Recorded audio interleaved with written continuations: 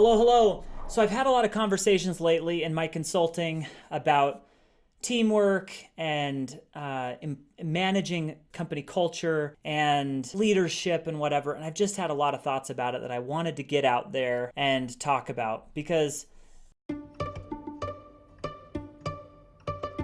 the role of management is so key, because if you can be a good manager and create an environment at work where people can go to work and not feel drained and then take that energy back home, if it's good energy and you can keep them excited and then go home, they're going to be better family members, husbands, wives, they're going to be better fathers and mothers, they're going to be better community members. It's just a good thing. So it's your responsibility as a manager to create an environment that makes people better and that adds to their life. Okay, so there are a few different tips that I have for that, and I've talked a lot about this lately, and I really get kind of fired up about it because I feel that it's a big responsibility that managers have to create and manage team, to create the right culture and manage it effectively. Okay, so here are a few thoughts.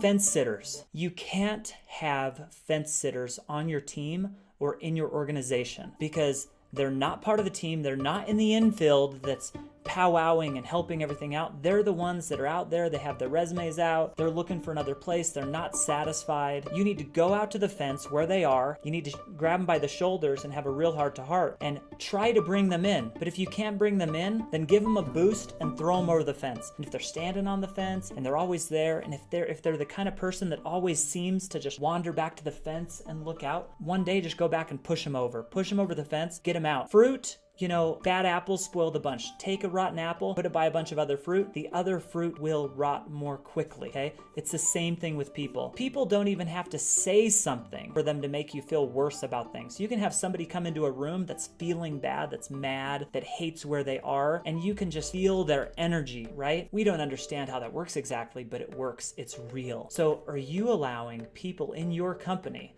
to work with your beloved employees that are making their lives harder? Okay, you got to get rid of those types of people, the fence sitters. Okay, so how do I reiterate that anymore? Also, from an organizational structure, I've seen really good motivated people become unmotivated, become rotten, become toxic employees because they and it's partially their fault, but leadership can have a lot to do with it. A leader needs to provide a vision and tell where they're going. They need to say, look, everybody, I imagine this promised land. Here's where we're going, and you need to communicate back to your team. Here's where we're going. Here's what it's going to be like. It's going to be so awesome, and here's what I need for you to do to help us get there, right? And they're communicating back to the team. If they're talking to the team members and they have a bad apple in the bunch that's not getting better, for the employees' sake, you need to move them out and have a team of people that all care about the direction. So I like to call it give a darn factor, okay? So the leader needs to give a darn, and in turn, all the employees need to give a darn. But you cannot expect the employees to give a darn if the leader does not. And you can't expect employees to create all of their own energy. The reason that leaders exist is because they help create a lot of the direction. So, and one of the main roles of a leader is to work to make sure that team is working well together, okay? I think that a successful sign in an organization is that they can have a diverse group of employees that all have different skill sets and that may see the world differently, that may argue amongst themselves a little bit, but then and value each of them. They don't want just people that say yes. They don't want yes men or women. They want people that will be their unique selves, and then the leader needs to go in and lead them and value each of those relationships. They're also responsible for managing the ego of each of you. Don't need to eliminate the ego, but you need to manage the ego so those 5 people can work together, so that team can work together, okay? So we talk about fence sitters, bring them in, kick them out. If they keep coming back to the team, then running back to the fence, those types of people can hardly ever be rehabilitated based on my experience.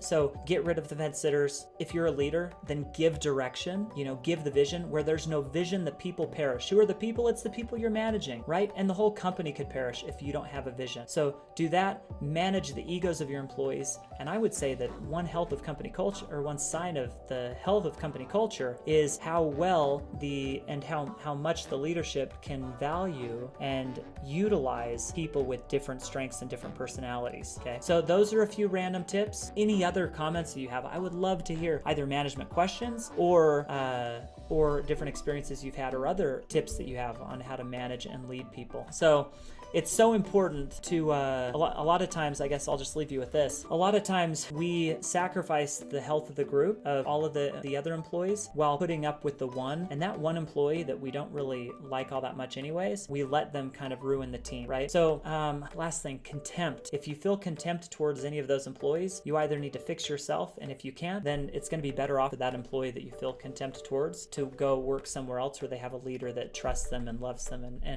and can get the most out of them. I hope those are helpful. Thank you.